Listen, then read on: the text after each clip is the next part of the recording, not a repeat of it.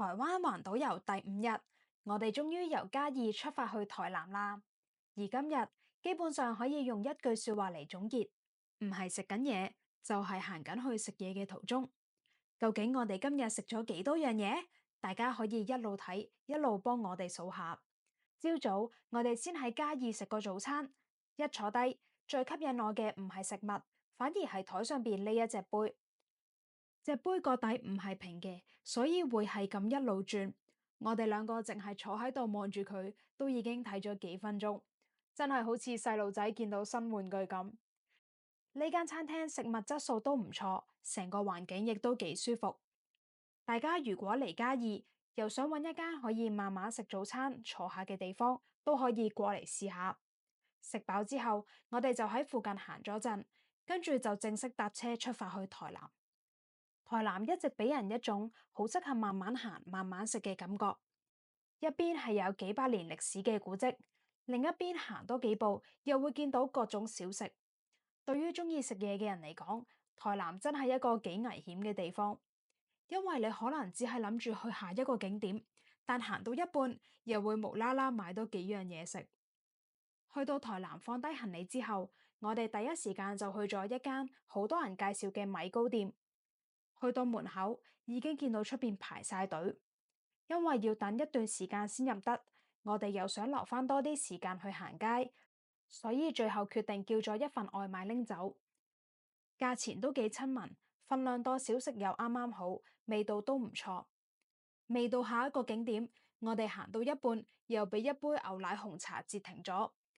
睇翻先知，原來呢間店喺1970年已經開始營業，去到2026年已經有56年嘅歷史。一杯嘢飲可以由上一代賣到而家，應該都陪住唔少台南人由細飲到大。我都幾中意喺旅行嘅途中遇到呢一類型嘅鋪頭，未必係最豪華最誇張，但會令人覺得自己好似飲緊一啖屬於呢個城市嘅回憶。飲完之後，我哋終於見到今日其中一個主要目的地——台南孔廟。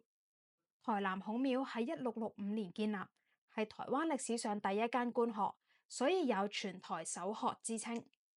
簡單啲講，呢度唔只係祭祀孔子嘅地方，以前亦都係培養讀書人同埋官員嘅重要學府。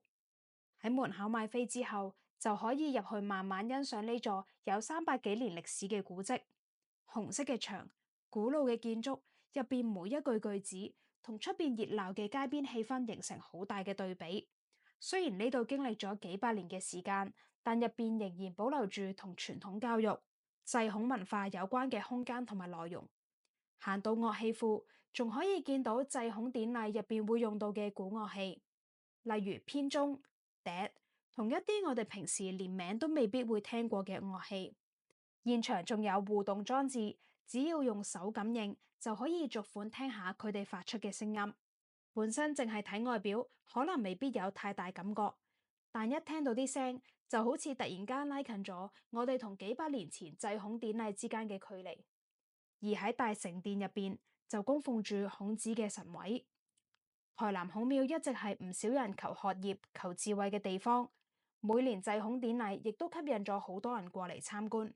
唔知嚟呢度參拜一下，會唔會真係對文昌運有幫助呢？而喺另一邊，仲有一幅及第牆，大家可以喺台上邊寫低自己嘅願望，再將佢掛喺牆上邊。有人希望考試合格，有人希望工作順利，亦都有人希望屋企人身體健康。我哋兩個都各自寫咗自己嘅願望，掛咗上去。喺呢度亦都祝睇緊片嘅大家，無論係學業、工作、感情定係生活，都可以心想事成，一切順利。行完孔廟之後，我哋又開始覺得個肚有少少空位。本身我哋去咗其中一間分店，諗住試下台南肉圓，點知去到先發現嗰日休息。好彩佢哋仲有另一間分店，所以我哋即刻轉移陣地。56台幣有2粒肉圓，而且湯仲可以免費飲添。當小食或者下午茶嘅話，我覺得真係好抵。肉圓外皮煙煙韌韌，入邊包住肉餡，再配埋醬汁一齊食，都幾好食。食完之後繼續行，經過安平古堡嘅時候，見到有好多人特登入去參觀。安平古堡一帶同17世紀荷蘭人興建嘅熱蘭遮城有關，可以話係認識台南早期歷史其中一個重要地方。不過我哋兩個當日就冇特登入去湊熱鬧，所以如果大家入過去，記得留言話我知裏邊有啲咩，等我下次再嚟台南嘅時候睇下值唔值得專登安排入行程。繼續行街嘅時候，竟然俾我哋見到一間賣芫茜花生卷嘅鋪頭。唔知點解，我覺得台灣特別多芫茜嘅嘢食。除咗芫茜花生卷，之前仲見過芫茜雪糕、芫茜雪條，甚至連嘢飲都可以加芫茜。感覺芫茜喺台灣已經唔只係配菜，而係已經進軍咗甜品界。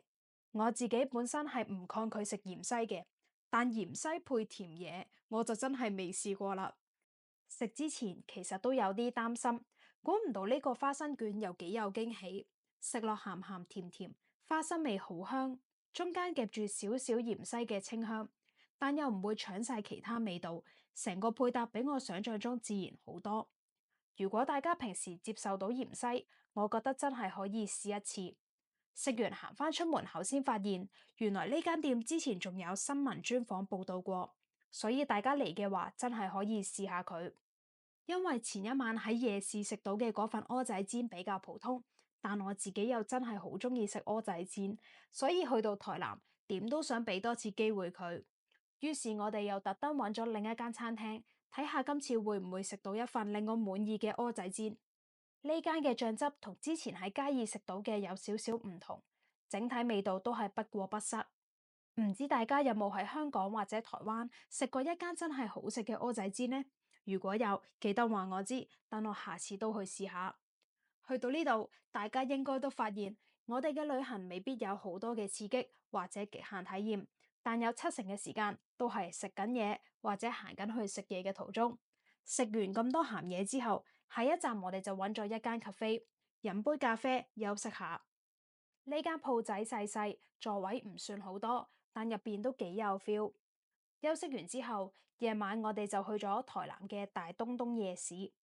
大東東夜市同大東夜市都係喺附近嘅，而大東東夜市主要係逢星期一、二、五營業，入邊除咗食物，亦都有好多攤位遊戲。官方資料顯示，呢個夜市大概有248個攤檔，所以行到入去之後，選擇真係幾多。嚟咗旅行之後，我哋好似已經好多日冇食過水果，所以一去到夜市，第一樣買嘅就係芭樂。芭樂喺日本比較少見，所以今次喺台灣見到，我哋都幾期待。食落清甜爽脆，食咗咁多濃味嘢同埋炸嘢之後，中間食翻幾件水果，即刻覺得自己好似健康翻少少。跟住我哋見到一個賣旗魚黑輪嘅檔攤，我哋兩個完全唔知咩係旗魚黑輪，但人就係咁樣，越唔知係咩就越想買嚟試下。20台幣一串，大概港幣5蚊左右。食落有魚漿嘅香味，入邊就比較彈牙，味道都 OK。食完旗魚黑輪，又到我鍾意食嘅辣魚蛋啦。呢一間嘅魚蛋真係幾夠辣，食多幾粒之後，啲辣味會慢慢追上嚟。鍾意食辣魚蛋嘅朋友，嚟到大東東夜市就可以留意下呢一間。勁搞笑，我真係好鍾意食臭豆腐。明明之前已經食咗一大堆嘢，但行過見到臭豆腐，我又忍唔住買咗一份。可惜呢一間都係唔係好夠臭。到目前為止，我喺台灣都未食到一份真正令我滿意嘅臭豆腐。所以除咗蚵仔煎，臭豆腐都要麻煩大家推薦一下，越臭越好，唔使同我客氣。台灣環島遊第5日就喺不停食、繼續食同食完再食之中結束啦。由嘉義嘅早餐去到台南孔廟感受300幾年歷史，再一路食肉圓、蚵仔煎、旗魚黑輪。